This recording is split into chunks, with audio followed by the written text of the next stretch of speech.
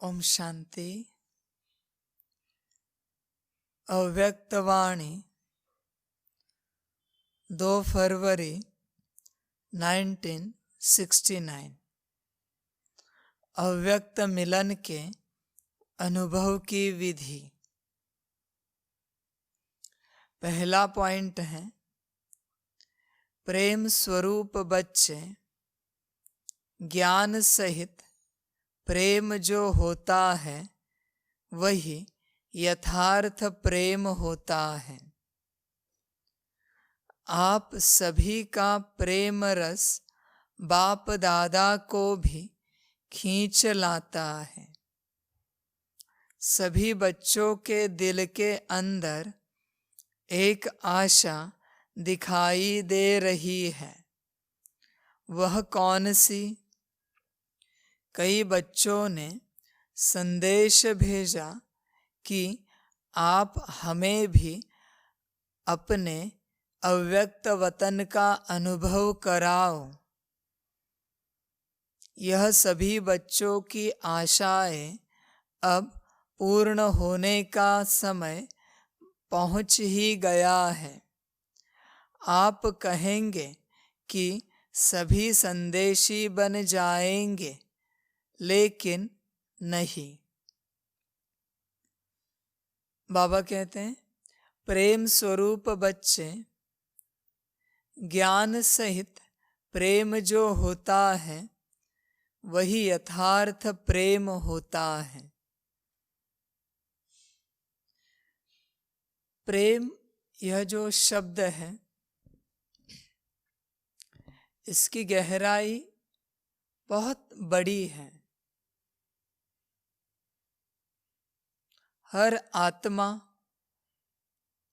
हर व्यक्ति, हर मनुष्य अपने से पूछें कि प्रेम किसे कहते हैं, इस शब्द का अर्थ क्या है। बाबा कहते हैं, ज्ञान सहित प्रेम, इसी को यथार्थ प्रेम कहते हैं।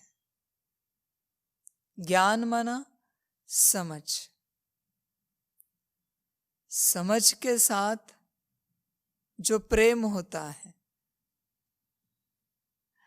दुनिया प्रेम इस शब्द को बाहरी रूप से देखती है, पर यह बाहर का शब्द ही नहीं है, ये सब अंदरूनी है।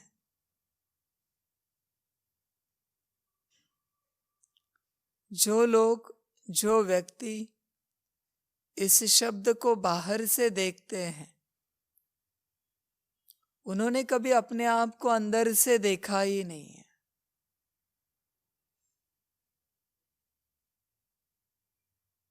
प्रेम शब्द की गहराई बहुत बड़ी है। इसमें सिर्फ देना होता है, लेना नहीं होता। जहां लेना और देना दोनों आते हैं, वह व्यापार है। प्रेम इस शब्द में समझ है। समझ माना सिर्फ देन है। बच्चे गाली दे, ग्लानि करे, कुछ भी सोचे, बाप देता ही रहता है, क्योंकि बाप का प्रेम है बच्चों के साथ। ऐसे नहीं होगा कि किसी दिन बच्चे ने अमृत वेला नहीं की तो प्रेम कम करेगा, किसी दिन मुरली मिस की तो प्रेम कम करेगा। ये गलत फहमी है। कोई सेवा नहीं की, तन सेवा, धन सेवा, मन सेवा नहीं की तो बाप का प्रेम कम हो जाएगा। कोई धारणाएं कम ज्यादा हुई तो बाप का प्रेम कम हो जाएगा। ऐसे कभी नहीं होता। वो सदा है और उसमें कोई मात्रा की कमी या ज्यादा नहीं है। उसमें कोई डिग्री नहीं है। अगर कम ज्यादा नजर आता है तो वो बच्चों में है। बाप देते वक्त सदा भरपूर देता है, कम ज्यादा नहीं देता। इस चीज को समझो आप। एक होता है सोल कॉन्शियसनेस, सोल कॉन्शियसनेस के बाद आता है गॉड कॉन्शियसनेस, जिसमें आप ईश्वर बनने की कोशिश नहीं करते, लेकिन ईश्वर किस तरीके से आत्माओं से प्रेम करता है ये समझने की कोशिश करते हैं गॉड कॉन्शियसनेस में, कि उसका दृष्टिकोण क्या है आत्माओं के प्रति, प्रकृति के प्रति, समय के प्रति, परिस्थिति के प्रति। ये गॉड कॉन्शियसनेस में आता है। जो सोल कॉन्शियसनेस को पा चुके हैं वही गॉड कॉन्शियसनेस के बारे में सोचने की चेष्टा करेंगे। जिनको सोल कॉन्शियसनेस ही पता नहीं है वो गॉड कॉन्शियसनेस को बहुत दूर रखेंगे। और जब तक आप गॉड कॉन्शियसनेस को सोचना शुरू नहीं करते तब तक ईश्वर का दृष्टिकोण, ईश्वर के विचार, ईश्वर की वाणी, उसके कर्म आत्माओं के प्रति, प्रकृति के प्रति, ड्रामा के प्रति आप समझ नहीं सकते।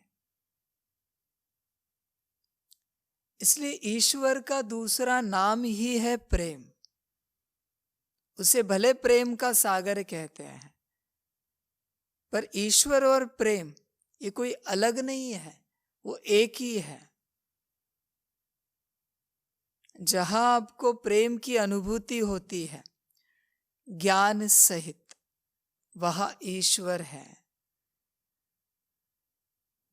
आप जितने गुण देखते हो ना, भले आप कहते हो इन गुणों का वो सागर है, वो खुद ही वो गुण है। अभी जो गुण है वो सागर होना स्वाभाविक है, क्योंकि गुण उससे अलग है नहीं, वही वो है। इसलिए ये जो ज्ञान सहित प्रेम जो है ना, ज्ञान माना समझ, जहां समझ के साथ प्रेम है वह समर्पण है, वह हिचकिचाहट नहीं होगी। अगर समर्पण नहीं है इसका मतलब क्या है? प्रेम है, समझ नहीं है। और समझ अगर ना हो तो प्रेम बचपना हो जाता है।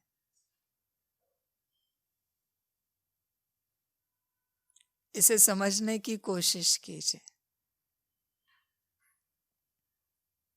समझ माना ज्ञान बहुत जरूरी है प्रेम के लिए। प्रेम अगर नहीं है और ज्ञान है फिर भी समर्पण नहीं हो सकता। प्रेम माना भाव है, समझ माना ज्ञान है। तो बाबा कहते हैं ज्ञान सहित प्रेम जो होता है वही यथार्थ प्रेम होता है। समझ के साथ जो भाव होता है वही सच्चा भाव है। और समझ और भाव इन दोनों को मिला के समर्पण बनता है। समर्पण अंतिम सीढ़ी है। समर्पण के बाद कुछ बचता नहीं है, न लेने के लिए न देने के लिए। अपने को चेक करना। आप सभी का प्रेम रस बाप दादा को भी खींच लाता है। बाबा कहते हैं आपका जो प्रेम रस है उसके कारण बाप दादा भी वतन से नीचे आते हैं, आपसे मिलने के लिए। लेकिन चेक करना वो प्रेम रस कौन सा है, स्वार्थ वाला है या निस्वार्थ वाला है। स्वार्थ वाला माना हम आपसे प्रेम करते हैं तो हमें आपसे कुछ मिले, समय मिले, कुछ वस्तुएं मिले। वस्तुएं माना संसार की बात है, कोई गिफ्ट मिले, कोई सरप्राइज मिले, कुछ नहीं तो आपसे भी प्रेम मिले, इसे स्वार्थ कहते हैं। बाबा ने कभी अपेक्षा की है बच्चों से कि मैं बच्चों से प्यार करता हूं तो बच्चे भी मुझे प्यार करें? कभी नहीं। वो मर्जी बच्चों की, लेकिन मैं बच्चों से प्यार करता रहूंगा। बच्चों को लगता है कि हमारे प्रेम रस के कारण बाप दादा नीचे आए, हो सकता है, लेकिन बाप दादा का प्यार आपसे है, इसलिए बाप दादा नीचे आए। और ये बहुत रेयर मोमेंट होते हैं, बहुत कम मोमेंट होते हैं। जब कोई आपसे मिलने आता है, भले आपके मन में उसके प्रति प्यार हो ना हो, उस समय उसके मन में आपके लिए इनफाइनाइट प्यार है। अभी लेना आपके हाथ में है, अनंत गुना है।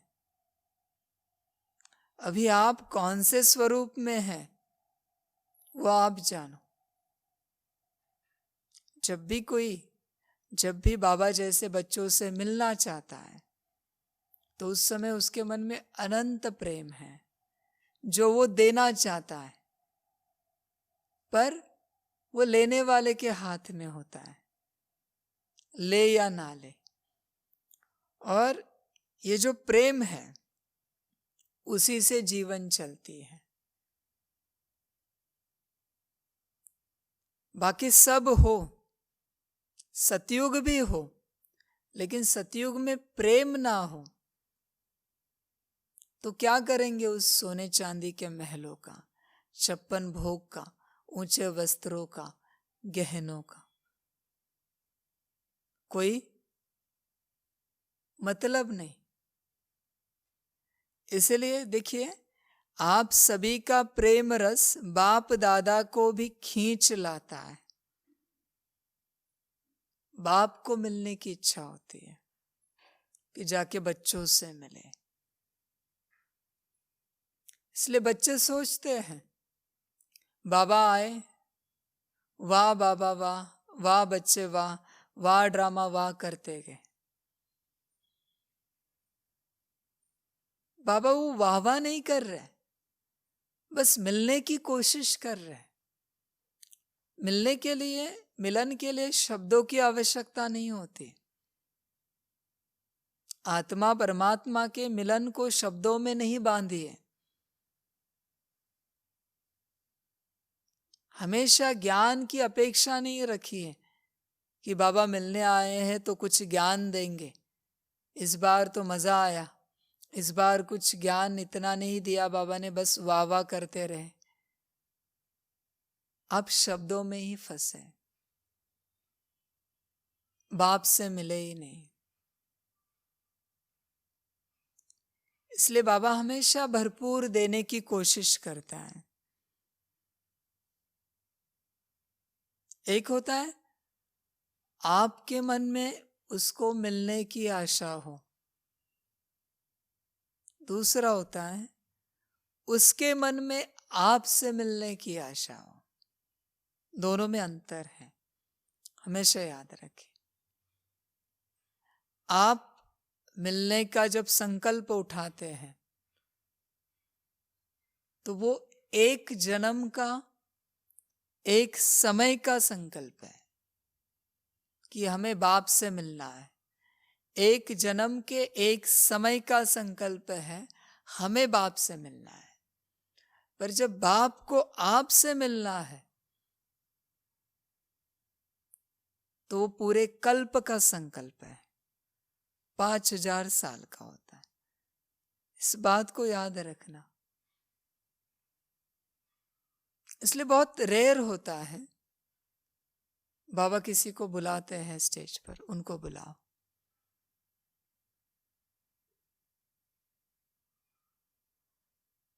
रोज टोली देना और किसी को स्पेशली बुलाकर टोली देना, इसमें अंतर होता है।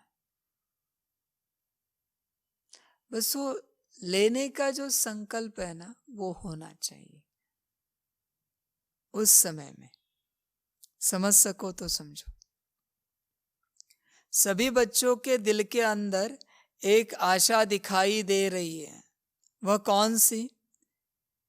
कई बच्चों ने संदेश भेजा कि आप हमें भी अपने अव्यक्त वतन का अनुभव कराओ। यह सभी बच्चों की आशाएं अब पूर्ण होने का समय पहुंच ही गया है। देखिए, सभी बच्चे कहते हैं कि बाबा हमें भी अव्यक्त वतन का अनुभव कराओ। आप वतन में आए, अव्यक्त वतन में, या बाप साकार वतन में आया, मिलन अव्यक्त ही हो रहा है। जो बच्चे सोच रहे हैं कि ये साकार मिलन है, उनके पास ज्ञान और समझ थोड़ी कम है।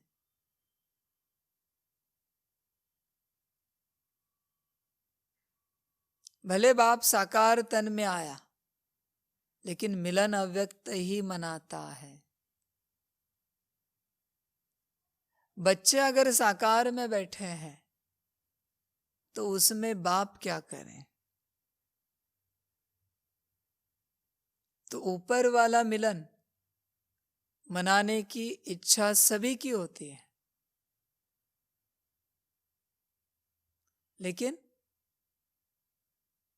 सभी उसके लिए तैयार नहीं है। कंडीशन एक ही है, अव्यक्त स्थिति में आओ और मिलन मनाओ ऊपर के वतन में। ये तो बाबा कहते हैं मैं साकार में आ रहा हूं और अव्यक्त मिलन मना रहा हूं। तो आशाएं तो सभी की बहुत अच्छी है। फिर आप कहेंगे कि सभी संदेशी बन जाएंगे, लेकिन नहीं। अभी अगर सभी को संदेशी बनाया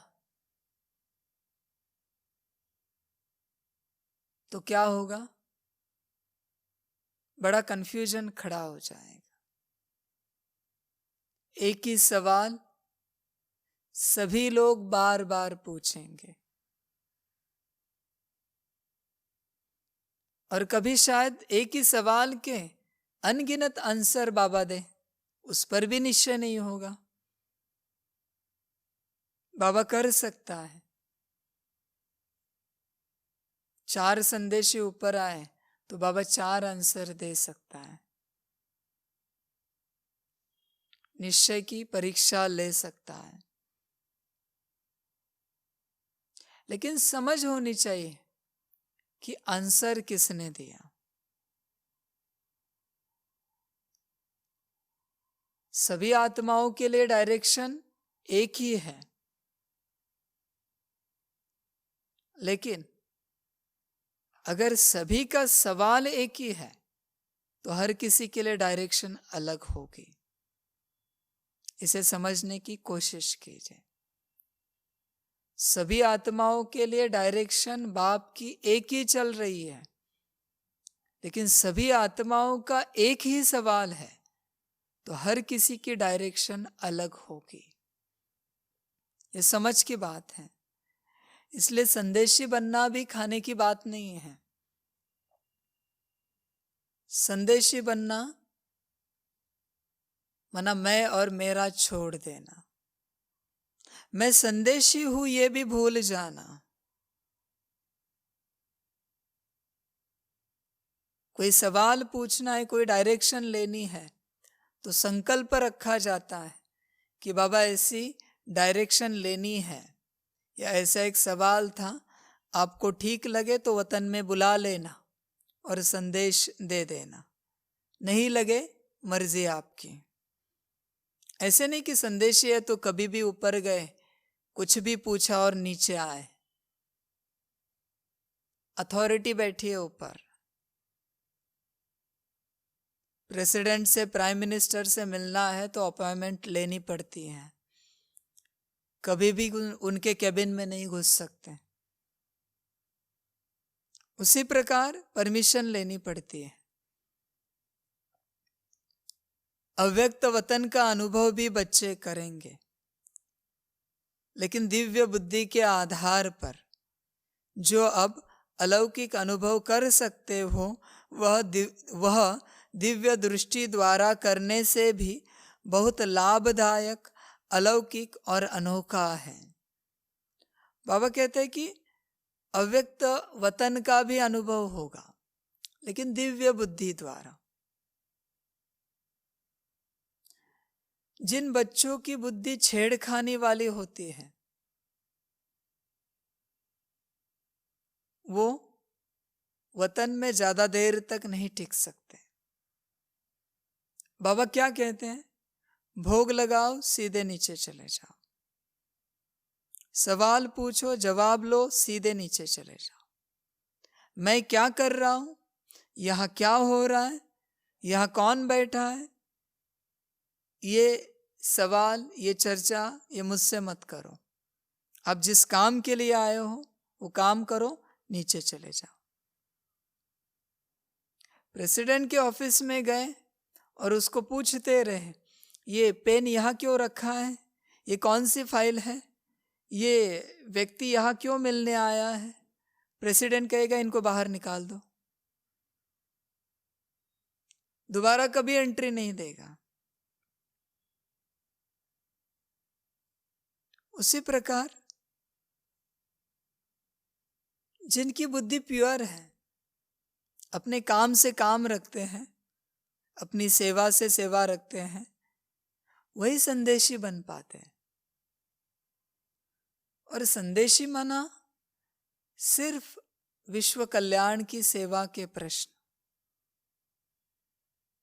ऐसे नहीं कि मेरी चाबी खो गई, घड़ी खो गई, बाप से ऊपर पूछ के आओ, मेरा ये काम होगा या नहीं होगा, बाप से पूछ के आओ।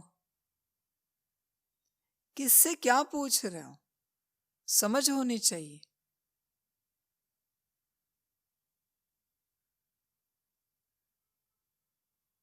तो ये सारे अनुभव दिव्य बुद्धि के द्वारा बाबा यहां कराएंगे। वतन के अनुभव बाबा क्यों नहीं कराते? बहुत से बच्चे हैं जिनको लगता है कि वतन का अनुभव होने के बाद, बाप से बात शुरू होने के बाद हम बहुत सारे सवाल पूछेंगे कि ड्रामा कहाँ से शुरू हुआ, पार्ट कहाँ से शुरू हुए, फिर हम कौन थे, आप कौन थे, ड्रामा कैसे चला, अंत कैसे होगा, आदि कैसे थी। फिर विज्ञान के प्रश्न पूछेंगे, अध्यात्म के प्रश्न पूछेंगे। जीवन में कभी आप बाप से बात नहीं कर पाएंगे। वतन में जाकर कभी नहीं बात हो पाएगी, क्योंकि इन सारी बातों का जवाब देने के लिए बाप के पास समय नहीं है। तो दिव्य बुद्धि के द्वारा वतन का अनुभव कराएंगे कि बच्चे वतन ऐसा है, मैं यहाँ बैठता हूँ, इस प्रकार सेवा चलती है, बात खत्म हो गई। इसलिए जो भी बच्चे चाहते हैं कि अव्यक्त बाप से मुलाकात करें, वह कर सकते हैं। कैसे कर सकते हैं? इसका तरीका सिर्फ यही है कि अमृत वेले याद में बैठो और यही संकल्प रखो कि अब हम अव्यक्त बाप दादा से मुलाकात करें। मुलाकात हो जाएगी। अमृत वेले याद में बैठो और संकल्प रखो कि अव्यक्त बाप दादा से मुलाकात करें। अभी वापस सवाल वही कि मुलाकात क्यों करना चाहते हो। सुदामा कृष्ण से मुलाकात क्यों करना चाहता था, इसको सोच विचार करना और फिर ये संकल्प रखना अमृत वेले कि अव्यक्त बाप दादा से मुलाकात करें। मुलाकात में कोई लेन देन ना हो, कोई स्वार्थ ना हो। जब स्वार्थ होता है तो वह व्यापार हो जाता है। बहुत कम बच्चे होंगे जिन्होंने अपनी पूरी जीवन में बाप से दुनियावी सवाल पूछे होंगे। इसका क्या होगा, घर का क्या होगा, नौकरी का क्या होगा, बिजनेस का क्या होगा, बच्चों का क्या होगा, माता पिता का क्या होगा। बहुत कम बच्चे होंगे जिन्होंने ऐसे सवाल पूछे होंगे। ना के बराबर। नहीं तो हर किसी ने अपनी जीवन में कोई ना कोई क्वेश्चन जरूर पूछा है।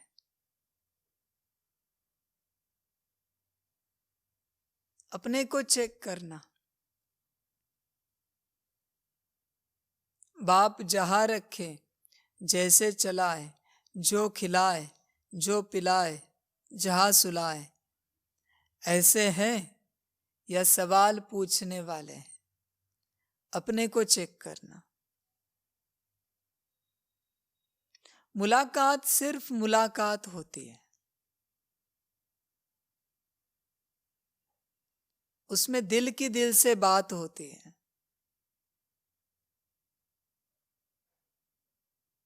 और कुछ नहीं होता उसमें। बहुत से बच्चे आएंगे मुलाकात करने, क्या पूछेंगे? क्वेश्चन आंसर्स,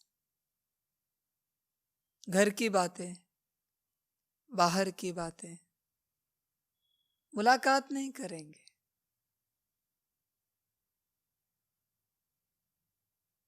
इसका ये हुआ, उसका वो हुआ। बाप समझते हैं छोटे हैं। छोटे बच्चे कैसे सवाल पूछते हैं, यहां वहां की बातें बताते हैं। ऐसे दो समान एज के लोग जब मिलते हैं तो उनकी बातें उस तरीके की होती है। बचपने वाली बातें नहीं करेंगे वो लोग। दो बिजनेसमैन मिलेंगे तो उनकी बातें वैसी होंगी। दो प्यार करने वाले मिलेंगे, रूहानी हो लौकिक हो, बातें वैसी होंगी। आत्मा परमात्मा का मिलन होगा, बातें वैसी होंगी। अब आत्मा परमात्मा से मिल रही हो और कौन सी बातें कर रही हो, चेक करना। फिर पता चलेगा मुलाकात हुई या नहीं हुई। नहीं तो जीवन भर बाबा मेरा योग नहीं लगता, बाबा मुझसे सेवा नहीं होती, ये धारणाएं नहीं हो पा रही है, बाबा मुझे ये ज्ञान नहीं समझ में आ रहा है। ये मुलाकात है। अपने से विचार करना, मुलाकात किसे कहते हैं।